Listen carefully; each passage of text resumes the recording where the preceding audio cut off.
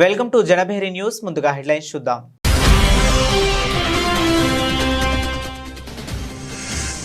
వైసీపీని వీడిన కొద్ది గంటల్లోనే బీజేపీలో చేరిన జకియా ఖానం. పార్టీ సభ్యత్వానికి ఎమ్మెల్సీ పదవికి జకియా ఖానం రాజీనామా.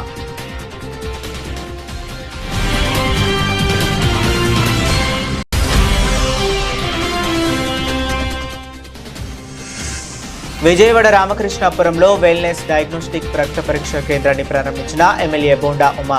ప్రజలందరికీ ఉపయోగకరంగా ఉంటుందంటున్న ఎమ్మెల్యే.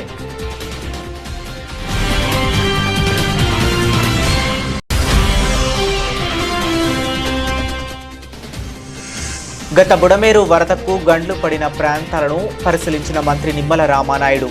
రిటైనింగ్ వాల్ నిర్మాణం కోసం పనులు మొదలు పెట్టబోతున్నామని వెల్లడి.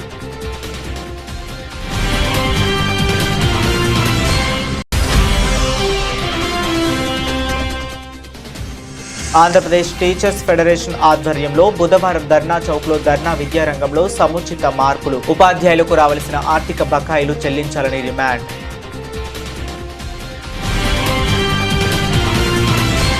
వైసీపీకి రాజీనామా చేసిన శాసన మండలి వైస్ చైర్పర్సన్ పదవికి రాజీనామా చేసిన జకియా ఖానం బీజేపీలో చేరారు.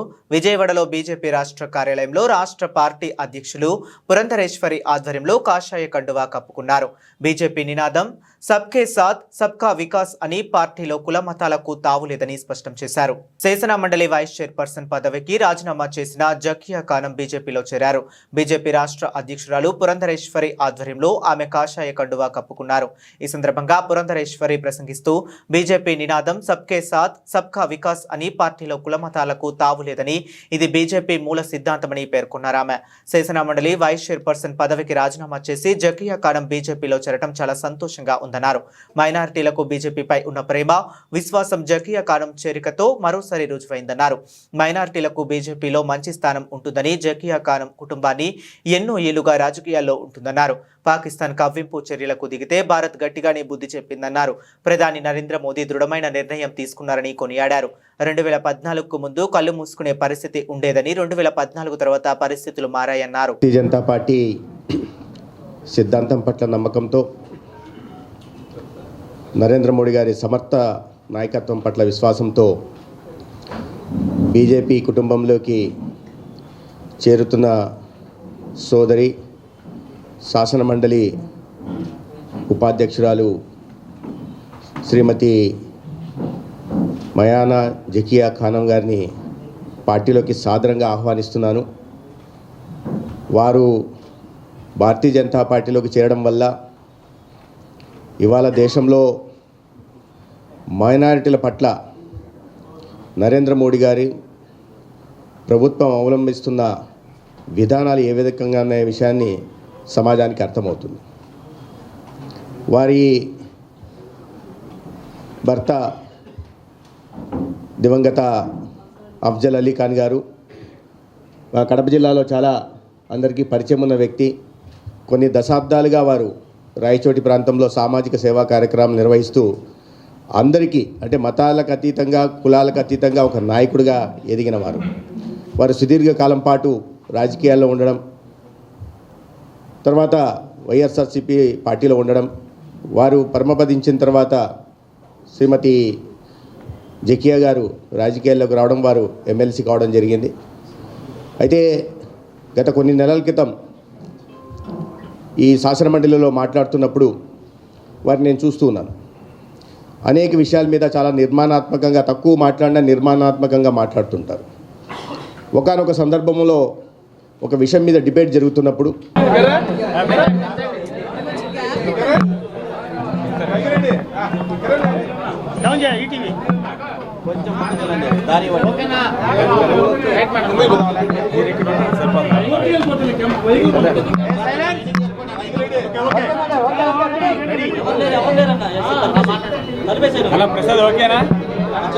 మీడియా మిత్రులకు అందరికీ ధన్యవాదాలు తెలుపుకుంటున్నాను. ఈరోజు భారతీయ జనతా పార్టీలో నేను గౌరవప్రదంగా కలవడం జరిగింది. పార్టీలో ఆహ్వానించినందుకు మన రాష్ట్ర అధ్యక్షురాలు గౌరవనీయులు పురంధేశ్వరి మేడం గారికి, మన రాష్ట్ర మంత్రివర్యులు శ్రీ సత్యకుమార్ గారికి నేను మనస్ఫూర్తిగా ధన్యవాదాలు తెలుపుకుంటున్నాను.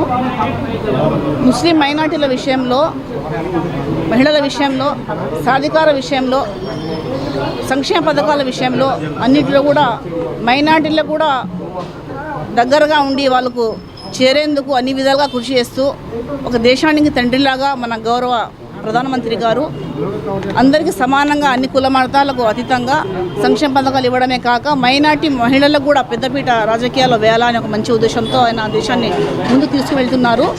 అందుకోసము మైనార్టీలకు మంచి మెసేజ్ ఇవ్వాలి. మైనార్టీలు కూడా భారతీయ జనతా పార్టీలో ఉండాలి. ఉంటేనే మైనార్టీ సామాజిక వర్గానికి కూడా సమాజానికి మంచి మెసేజ్ ఉంటుంది అనే ఒక మంచి సంకల్పంతో నేను ఈరోజు భారతీయ జనతా పార్టీలో చేరడం జరిగింది. అందుకు నేను యుద్ధ సమయంలో కూడా మన కాశ్మీర్ తర్వాత మన భారతదేశానికి సంబంధించిన కాశ్మీర్ పెహల్గాంలో మరణించిన వాళ్ళ కుటుంబాలకు కూడా నేను ప్రగాఢ సానుభూతి తెలుసుకుంటూ మన గౌరవ ప్రధానమంత్రి గారు యుద్ధం విషయంలో అయితే పెద్ద మనసు చేసుకొని ఇరు దేశాలు కూడా హిందుస్థాన్ మన భారతదేశము తర్వాత పాకిస్తాను చర్చించుకొని ఆ యుద్ధం విషయంలో కూడా పెద్ద మనసుతో ఒక తండ్రిలాగా మన ప్రధానమంత్రి గారు వ్యవహరించారు. అందరూ కూడా మైనార్టీలు ప్రధానమంత్రి విషయంలో కూడా ధన్యవాదాలు తెలుపుకుంటున్నారు. అందరూ కూడా మైనార్టీల విషయంలోనే కాక మైనార్టీ ఉమెన్స్ విషయంలో కూడా ఉమెన్స్ త్రిబుల్ తలాక్ విషయంలో కానీ తర్వాత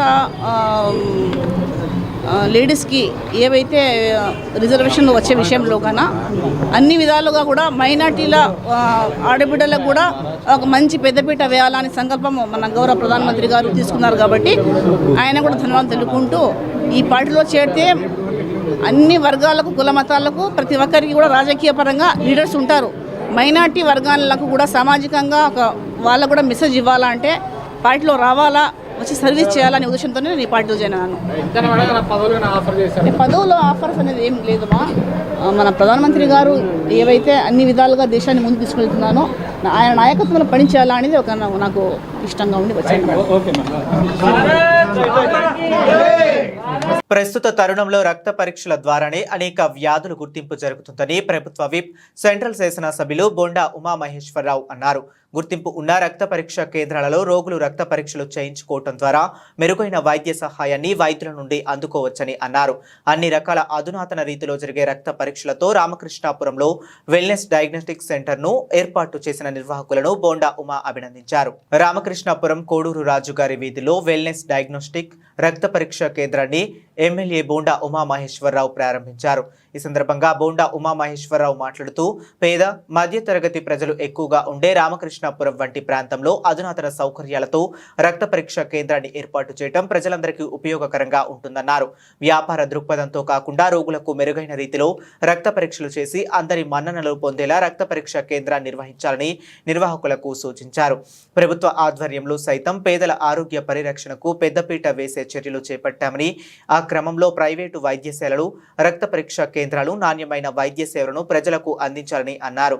రక్త పరీక్ష కేంద్రం నిర్వాహకులు ఎం స్వర్ణలత, సిహెచ్ సతీష్ కుమార్ మాట్లాడుతూ ప్రజలందరికీ మెరుగైన రక్త పరీక్షలను అధునాతన సాంకేతిక పరికరాలను ఉపయోగించి అందించేలా పరీక్షా కేంద్రాన్ని ఏర్పాటు చేయడం జరిగిందన్నారు.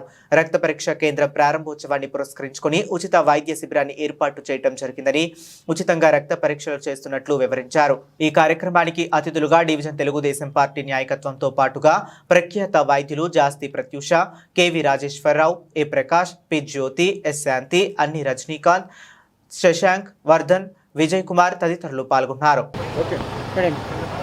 నా పేరు స్వర్ణలత అండి.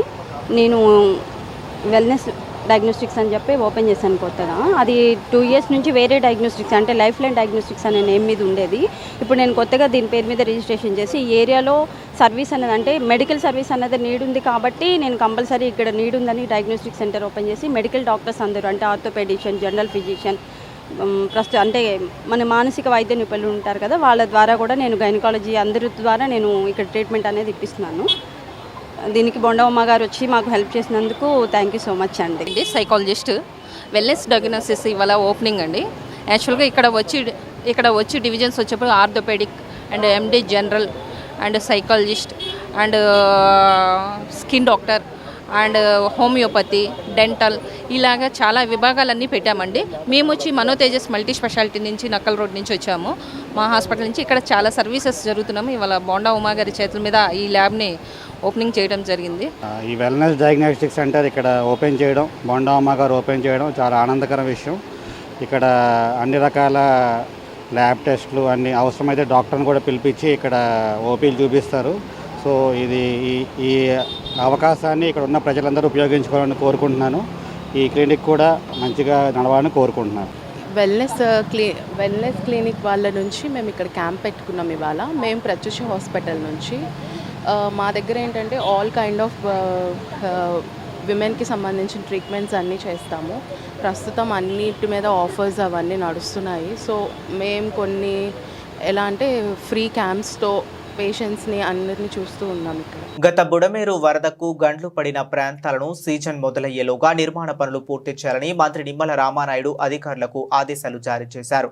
బుడమేరు వరదల నియంత్రణకు డిజాస్టర్ మేనేజ్మెంట్ కింద కేంద్రం సహకారంతో ముందుకు వెళ్లేలా ప్రపోజల్స్ తయారు చేశామన్నారు. గత బుడమేరు వరదకు గండ్లు పడిన ప్రాంతాలను మంత్రి నిమ్మల రామానాయుడు పరిశీలించారు. గతంలో అత్యవసరంగా పూడ్చిన 3 గంటలు కలిసి రిటైనింగ్ వాల్ నిర్మాణం కోసం పనులు మొదలు పెట్టబోతున్నామని వెల్లడించారు. సీజన్ మొదలయ్యేలోగా 3 గంటల నిర్మాణ పనులు పూర్తి చేయాలని అధికారులకు ఆదేశాలు జారీ చేశారు. బుడమేరు డైవర్షన్ కెనాల్ను 37,500 క్యూసెక్కులకు పెంచేలా పెండింగ్ పనులు పూర్తి చేసేలా ప్రతిపాదనలు సిద్ధం చేశామన్నారు. బుడమేరు వరద ఎనికేపాడు మీదుగా కొల్లేరు, ఉప్పటేరు నుండి సముద్రంలో కలిసేలా డిపిఆర్ తయారీ దశలో ఉందన్నారు. బుడమేరు ఓల్డ్ ఛానల్కు సమాంతరంగా మరొక కొత్త ఛానల్ను కూడా 20,000 క్యూసెక్కుల సామర్థ్యంతో అభివృద్ధి చేయడానికి ప్రణాళికలు రూపొందిస్తున్నామని చెప్పారు. మున్సిపల్, రెవెన్యూ, డిజాస్టర్ మేనేజ్మెంట్ శాఖలు సమన్వయం చేసి ప్రతిపాదన ముఖ్యమంత్రికి ముందు ఉంచుతామని చెప్పారు. బెజవాడ దుఃఖదాయినిగా ఉన్నటువంటి బుడమేరు ఏదైతే ఉందో మొన్న వర్షాకాలంలో పడినటువంటి 3 గంటలు ఏదైతే విజయవాడను ముంచెత్తినటువంటి పరిస్థితిని దృష్టిలో పెట్టుకుని ఆ రోజు యుద్ధ ప్రాతిపదికన ఈ యొక్క బుడమేరు 3 గంటలను కూడా ఆ రోజు పూర్తి చేసిన విషయం మీ అందరికీ తెలుసు. అయితే ఆ రోజు తాత్కాలికమైనటువంటి ప్రాతిపదికన యుద్ధ ప్రాతిపదికన విజయవాడ ముంపుని నుంచి రక్షించాలనేటువంటి ఉద్దేశంతో ఆ రోజు వర్షాల్లో ఆ రోజు చేసినటువంటి పనిని పర్మనెంట్గా, ఎందుకంటే ఏదైతే ఇప్పుడు 3 గళ్ళు ఏవైతే బుడమేరుకు పడ్డాయో మొన్నటి సంవత్సరమనే కాదు గతంలో కూడా ఎప్పుడు ఫ్లడ్ వచ్చినా కూడా ఇక్కడే గండ్లు పడుతూ ఉన్నాయి గతంలో కూడా. ఎందుకంటే ఏదైతే ఈ గండ్లు పడినటువంటి బుడమేరుకి ఆపోజిట్లో పులివాగుకి సంబంధించినటువంటి వాగునీరు కూడా డైరెక్ట్గా ఈ యొక్క రైట్ బండ్ని ఢీ కొట్టడం వల్ల ఇక్కడ ఎక్కువగా గండ్లు పడుతూ ఉన్నాయి. దాన్ని దృష్టిలో పెట్టుకుని ఏదైతే 3 గంటలకు సంబంధించి 500 మీటర్లు పర్మనెంట్గా ఒక సీసీ వాల్ నిర్మాణం చేయాలని చెప్పేసి 28 కోట్ల రూపాయలతోటి ఆ వర్క్స్ని మరి టెండర్స్ పిలిచి ఆ పనులను కూడా మొన్ననే మరి యుద్ధ ప్రాతిపదికన ప్రారంభించమని డీవాటరింగ్ అది జరుగుతూ ఉన్నాయి. ఖచ్చితంగా ఇప్పుడు అధికారులకు అదేవిధంగా ఏజెన్సీలకు కూడా చాలా క్లియర్గా చెప్పడం జరిగింది. రేపు జూన్ మరి 10వ తారీఖు కల్లా మినిమం సేఫ్టీ లైన్కైనా సరే మీరు ఈ వాల్ని తీసుకుని రావాలి. ఎందుకంటే మాన్సూన్స్ కూడా ఎర్లీగా వస్తాయని చెప్తూ ఉన్నాడు. అంచేత దానికి అనుగుణంగా ఇప్పుడు ఒక యూనిట్ మాత్రమే పనిచేస్తుంది. ఒక యూనిట్ కాదు, మీరు 3 యూనిట్లు పెట్టుకోండి, 3 షిఫ్ట్లు పెట్టుకోండి. ఖచ్చితంగా రేపు జూన్ 10వ తారీఖు కల్లా ఒక 3 మీటర్స్ వాల్ సేఫ్టీ లైన్లోకి ఖచ్చితంగా తీసుకురావాలని చెప్పేసి ఏజెన్సీకి అధికారులకు కూడా తగినటువంటి ఆదేశాలు ఇవ్వడం జరిగిందని చెప్పి తెలియజేసుకుంటూ ఈ పనుల్ని మన ఎమ్మెల్యే వసంత కృష్ణ ప్రసాద్ గారు అదేవిధంగా ఇక్కడ ఉన్నటువంటి నాయకులు అధికారులతో కూడా సమన్వయం చేసుకుని ఈ వర్క్స్ను కూడా మరి స్పీడప్ చేస్తామని చెప్పి తెలియజేసుకుంటూ అదేవిధంగా ఇంకా బుడమేరుకి శాశ్వత ప్రాతిపదికను కూడా మరి వరద ముంపు నుంచి మరి విజయవాడను రక్షించవలసిన అవసరం ఉంది. దానిలో భాగంగానే మరి వెలగలేరు రెగ్యులేటర్ దగ్గర నుంచి ఏదైతే మరి ఓల్డ్ ఛానల్ ఏదైతే ఉందో ఎనికేపాడు యూటీ వరకు ఆ ఓల్డ్ ఛానల్ని కూడా డెవలప్ చేయడానికి, అదేవిధంగా ఎలగలేరు రెగ్యులేటర్ నుంచి ఓల్డ్ ఛానల్కి సమాంతరంగా పాత కాలువ అది డెవలప్ చేసి తద్వారా ఒక 20,000 25,000 క్యూసెక్కుల నీరు ఆ యొక్క ఎనికేపాడు యూటీ నుంచి కొల్లేరుకి తీసుకెళ్లేటువంటి విధంగా కూడా ఒక ప్రతిపాదనను ఆ ల్యాండ్ ఎక్వేషన్ అన్నీ కూడా చేయడం జరుగుతుంది. అదేవిధంగా ఏదైతే బుడమేరు ఈ డైవర్షన్ ఛానల్ ఏదైతే ఉందో ఇది కూడా 37,500 తీసుకెళ్లేటువంటి విధానంలో బ్యాలెన్స్ వర్క్లు ఏవైతే ఉన్నాయో వాటిని కూడా మరి ఎస్టిమేషన్ చేసుకుని మరి ఇవన్నీ కూడా మరి తయారు చేసుకునేటువంటి ఈపీఆర్ని అంతా కూడా ముఖ్యమంత్రి గారి దృష్టిలోని వారం రోజుల్లోనూ పెట్టి రాష్ట్ర ఆర్థిక పరిస్థితి దృష్ట్యా, ఎందుకంటే దగ్గర ఒక 6,000 నుంచి 8,000 కోట్ల రూపాయల వరకు ఈ వర్క్స్ అన్నిటికీ అయ్యేటువంటి పరిస్థితి ఉంది. కాబట్టి ఇది కేంద్ర ప్రభుత్వం సహకారంతో డిజాస్టర్ మేనేజ్మెంట్ నుంచి మరి ఈ పనులు చేపట్టాలనే ఉద్దేశంతో ఈ యొక్క డిపిఆర్ని కూడా పూర్తి స్థాయిలో ఒక 4 రోజుల్లోనే తయారు చేసి ముఖ్యమంత్రి గారి దృష్టికి కూడా తీసుకెళ్ళి కేంద్రం సాయంతో ఈ పనులు పూర్తి చేయడానికి పనిచేస్తామని చెప్పి మీ ద్వారా అందరికి కూడా తెలియజేసుకుంటాం. చేతికర్ర ఇచ్చి మూతిపళ్ళు రాల కొట్టించుకున్న చందంగా చంద్రబాబు పాలన సాగిస్తున్నారని వాయిస్ ఫర్ చేంజ్ సంస్థ నిర్వాహకులు అల్లు వెంకటేశ్వర్లు విమర్శించారు. ఎన్నికల ముందు ఎన్నో హామీలు ఇచ్చి ఒక్క హామీ కూడా నెరవేర్చకుండా ప్రజలను మోసం చేస్తున్నారని ఆరోపించారు. వాయిస్ ఫర్ చేంజ్ సంస్థ ఆధ్వర్యంలో గాంధీనగర్ ప్రెస్ క్లబ్ నందు విలేకరుల సమావేశం జరిగింది. ఈ సందర్భంగా సంస్థ నిర్వాహకులు అల్లు వెంకటేశ్వర్లు మాట్లాడుతూ కూటమి పాలనలో రాష్ట్రం అభివృద్ధిలో ఒక అడుగు ముందుకు 4 అడుగులు వెనుకకు అన్న విధంగా ఉందన్నారు. కనీసం రాష్ట్రంలో అందరికీ మంచినీరు అందించలేని స్థితిలో ప్రభుత్వం ఉందన్నారు. పిల్లలు పోషకాహార లోపంతో ఎదుగుదల కోల్పోతున్నా ప్రభుత్వం పట్టించుకోవటం లేదన్నారు. రైతుల విషయంలో రైతువారి పట్టా భూములను ప్రభుత్వ భూములుగా నమోదు చేసి రిజిస్ట్రేషన్కు నోచుకోకుండా చేసి వారిని మోసం చేస్తుందన్నారు. పని చేయాల్సిన ఎగ్జిక్యూటివ్ అధికారులు పనిచేయటం లేదని, పని కోసం వెళితే ప్రజాప్రతినిధుల నుండి సిఫార్సు లైటర్లు అడుగుతున్నారని చెప్పారు. ప్రభుత్వం పారదర్శకంగా ప్రజల అవసరాలకు అనుగుణంగా పనిచేయాల్సిన అవసరం ఉందని, అటువంటి పరిపాలనకు సుదూరమైన పాలన కూటమి చేస్తుందని ఆరోపణలు చేశారు. అది తెలియని అమాయకులకు చెప్పాలి, కానీ ఆంధ్రప్రదేశ్ మొత్తం అమాయకులు ఏం కాదు.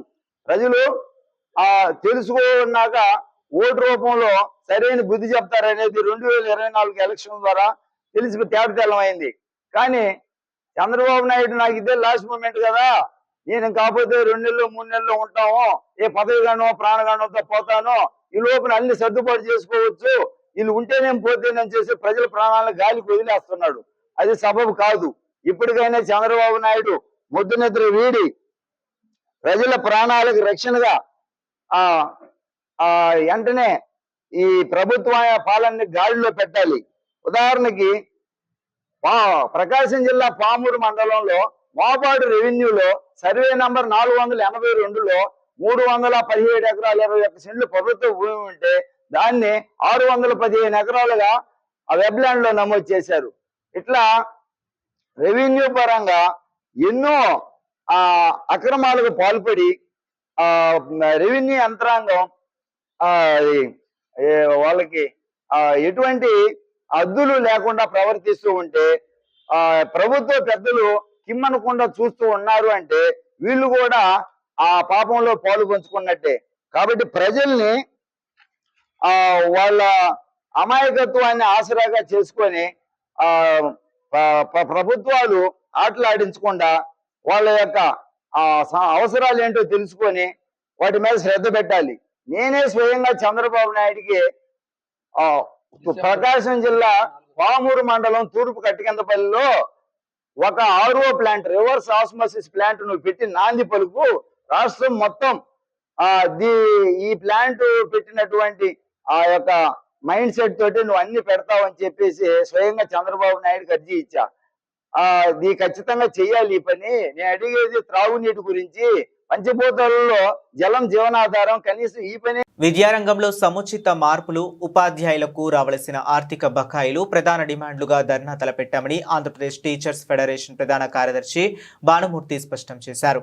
గత ప్రభుత్వం అవలంబించిన విధానాలే కూటమి ప్రభుత్వం కూడా అవలంబిస్తుందని ఆరోపించారు. ఆంధ్రప్రదేశ్ టీచర్స్ ఫెడరేషన్ ఆధ్వర్యంలో బుధవారం ధర్నా చౌక్ లో ఈ ధర్నా జరిగింది. ఈ కార్యక్రమంలో 26 జిల్లాల నుండి ఏపీటీఎఫ్ ప్రతినిధులు, ఉపాధ్యాయులు పెద్ద సంఖ్యలో హాజరయ్యారు. ఈ సందర్భంగా ఫెడరేషన్ ప్రధాన కార్యదర్శి భానుమూర్తి మాట్లాడుతూ గత వైసీపీ ప్రభుత్వం అనుసరించిన ప్రజా వ్యతిరేక విధానాలను ఈ ప్రభుత్వం కూడా అనుసరిస్తుందన్నారు. 117 జీవోను రద్దు చేస్తామని చెప్పి ఇంతవరకు అమలు చేయలేదన్నారు. గత ప్రభుత్వం 3-4 తరగతులను హైస్కూల్లో విలీనం చేసిందని, ఈ ప్రభుత్వం 1-2 తరగతులను కూడా హైస్కూల్లో విలీనం చేయడం దుర్మార్గమైన చర్య అన్నారు. గత ప్రభుత్వం తెలుగు మాధ్యమాన్ని పూర్తిగా రద్దు చేసిందని, ఆ విధానాన్ని ఈ ప్రభుత్వం కూడా కొనసాగిస్తుందన్నారు. సిపిఎస్ రద్దు చేస్తామని ఇంతవరకు చేయలేదన్నారు. ప్రభుత్వం తన విధానాలను మార్చుకోకపోతే ఉద్యమం మరింత ఉధృతం చేస్తామన్నారు. మా వాళ్ళ కాంట్రాక్టులో అపాయింట్మెంట్ లో రెన్యూవల్ చేయలేదు, రెన్యూవల్ చేయండి అని అడుగుతాం. ఇవే డిమాండ్స్. ఎంప్లాయీస్ కూడా హ్యాపీగా ఉన్నారు. మేము ఏదైనా 2 నెలల జీతం తీసుకొస్తే సాగర్ గారు 2 నెలల జీతం భలే తెచ్చారని అంటున్నారు. జీపీఎఫ్లో 6,200 కోట్లు కొట్టిస్తే సాగర్ గారు శివారెడ్డి గారు మన జేఏసీలు అందరూ 6,200 కోట్లు ఈ గౌతంలో కొట్టించారు, బాగానే ఉన్నాయి అంటున్నారు. మీరు బాగానే ఉన్నాయి అంటున్నారు, కానీ మేము బాగుంది అనుకోవట్లా. We're not feeling happy, very humiliated. As a రాష్ట్ర నాయకులుగా హ్యూమిలియేటెడ్గా ఉన్నాం. కారణం ఏంటో తెలుసా? 35,000 కోట్ల రూపాయల జీపీఎఫ్ గవర్నమెంట్ దగ్గర మన డబ్బులు ఉన్నాయి. ప్రతి సంవత్సరం 1,800 రూపాయలు కడుతున్నాం. ప్రతి సంవత్సరం 1,800 కోట్ల రూపాయలు కడుతున్నాం. మనం పెట్టుకునేది 500-600 కోట్లు. అంటే మా దగ్గర 1,800 రూపాయలు కొట్టుకుంటూ 35,000 కోట్ల రూపాయలు మీ దగ్గర పెట్టుకుంటూ 500-600 కోట్లు పెండింగ్ లో పెడితే 2 సంవత్సరాలకి 800-900 వస్తే కనీసం 200 కోట్లు కొట్టండి బాబు అని చెప్పి ఆ గుమ్మం దగ్గర 1 గంట నుంచోవాలంటే ఎవరికి ఎట్లా ఉందో కానీ మాలాంటి నాయకులకు మాత్రం చాలా బాధాకరంగా ఉన్న విషయాన్ని మీ దృష్టికి తీసుకొస్తున్నాం. Why should I beg somebody? ఎవరి డబ్బు అది?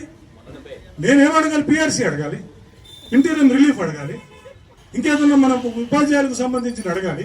జియో నెంబర్ 57 మెమో 57 ఏదైతే సెంట్రల్ గవర్నమెంట్ ఇచ్చిందో దాన్ని 2004 ముందు అపాయింట్ అయి నోటిఫై చేసిన ఉపాధ్యాయులకి, కానిస్టేబుల్స్ కి, గ్రూప్ 2లో ఉన్న మా వాళ్ళందరికీ కూడా సిపిఎస్ రద్దు చేసి ఓపీఎస్ ఇవ్వండి అని అడగాలి. These are all the demands. ఇవి డిమాండ్స్ మేము చేసేవి. కానీ మేము అడగట్లా జీపీఎఫ్ 200 కోట్లు ఇవ్వండి సార్, నిన్న ఫెడరల్ ఛార్జెస్ అంటే 25 కోట్లు ఉన్నాయి, ఫెడరల్ ఛార్జ్ మా వాళ్ళందరూ ఇబ్బంది పడుతున్నారు, ఫెడరల్ ఛార్జెస్ ఇవ్వండి అని అడుగుతున్నాం.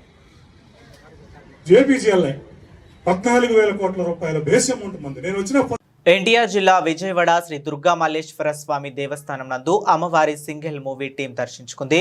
ఆలయ అర్చకులు, అధికారులు వేద ఆశీర్వచనం, తీర్థ ప్రసాదాలను అందజేశారు.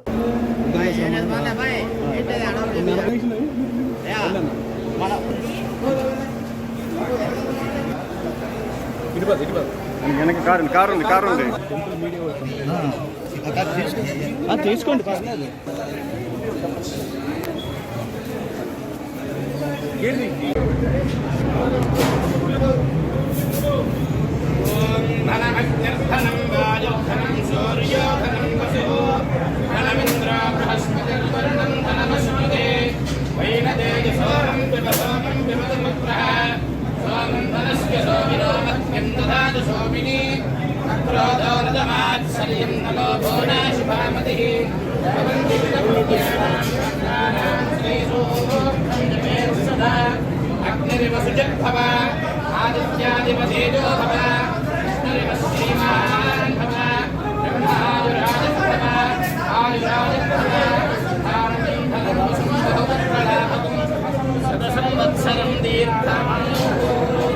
మేడం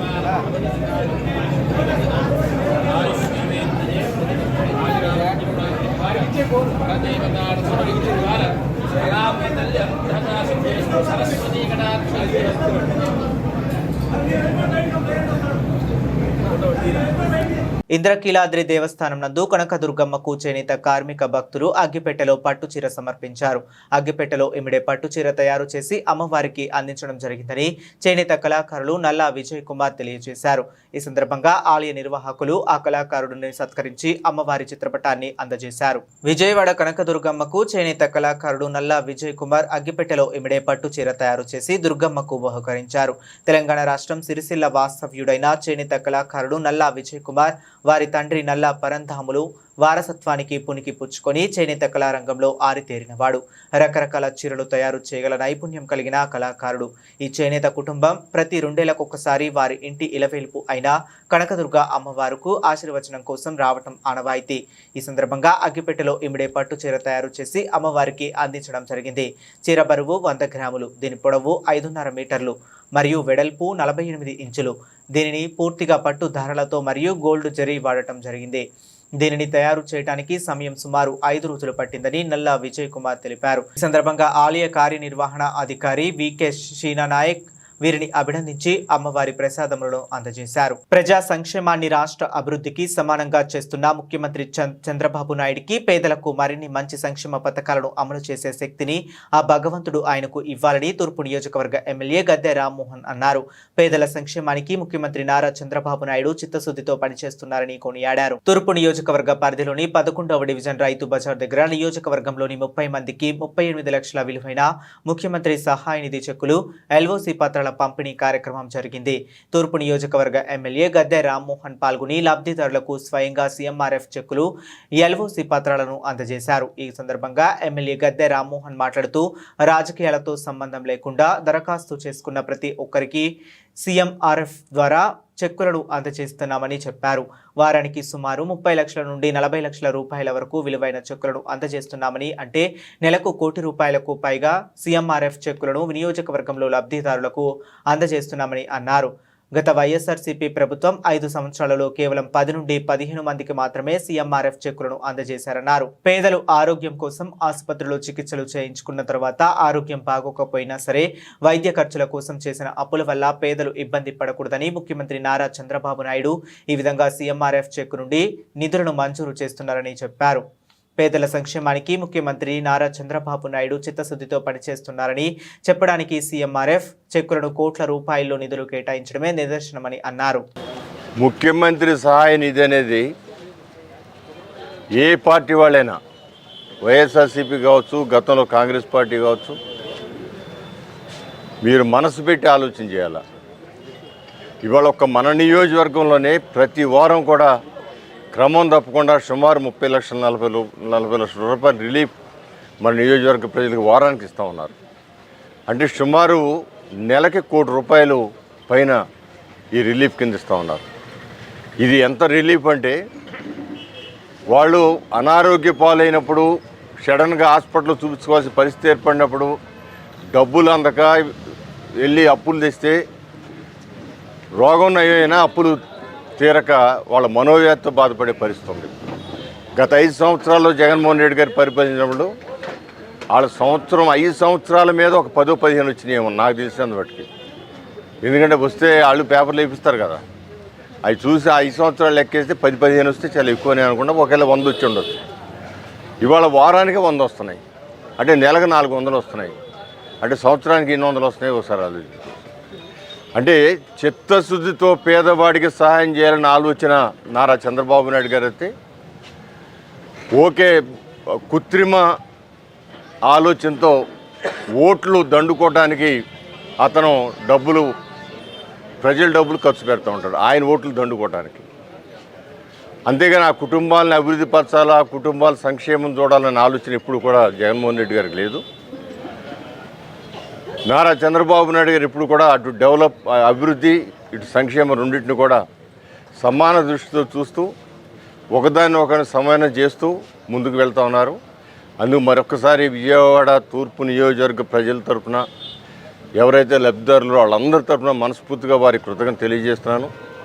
ఆయనకి భగవంతుడు మరింత శక్తి ప్రసాదించి మరింత అనేకమైన సంక్షేమ కార్యక్రమాలు చేసే శక్తిని కలిగించాలని చెప్పి, ప్రతి ఒక్క పేదవాడిని ఆదుకునే విధంగా పేదరికం నుంచి బయటకు తీసుకురావడానికి ఆయన చేసే ప్రయత్నానికి మనందరూ సహకారం కావాలని చెప్పి తెలియజేస్తూ సెలవు తీసుకుంటున్నాను. ఈరోజు విజయవాడ తూర్పు నియోజకవర్గం సంబంధించి 11వ డివిజన్లో సుమారుగా 30 మందికి 40 లక్షల రూపాయల చెక్కులు అందజేయడం జరిగింది. సీఎంఆర్ఎఫ్ వాళ్ళు వాళ్ళ ఆరోగ్యానికి హాస్పిటల్లో చూపించుకున్న ట్రీట్మెంట్కి అయిన ఖర్చుల్లో దాని బిల్స్ని రీఎంబర్స్ చేయడం జరిగింది. నిజంగా మాకు చాలా ధైర్యం వేస్తూ ఉంటుంది. పార్టీలో మేము సర్వీస్ చేస్తున్నందుకు, నిజం పేదలకి ఇంత సహాయం పడుతున్నందుకు మాకు నిజంగా చాలా సంతోషంగా ఉంది. అలాగే మేము గద్దె రామ్మోహన్ గారికి కూడా కృతజ్ఞతలు తెలుపుకుంటున్నాం. బులెటిన్ ముగించే ముందు మరొకసారి హెడ్లైన్స్ చూద్దాం.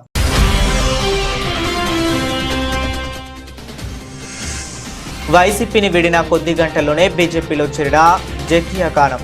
పార్టీ సభ్యత్వానికి, ఎమ్మెల్సీ పదవికి జకియా ఖానం రాజీనామా.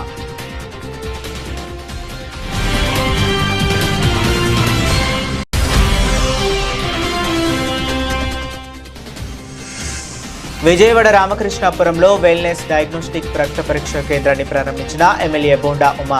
ప్రజలందరికీ ఉపయోగకరంగా ఉంటుందంటున్న ఎమ్మెల్యే.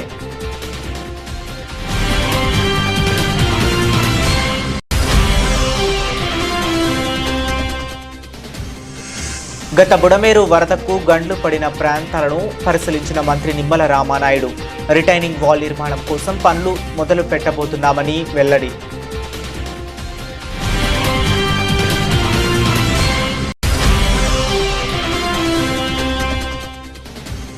ఆంధ్రప్రదేశ్ టీచర్స్ ఫెడరేషన్ ఆధ్వర్యంలో బుధవారం ధర్నా చౌక్లో ధర్నా విద్యారంగంలో సముచిత మార్పులు, ఉపాధ్యాయులకు రావాల్సిన ఆర్థిక బకాయిలు చెల్లించాలని డిమాండ్.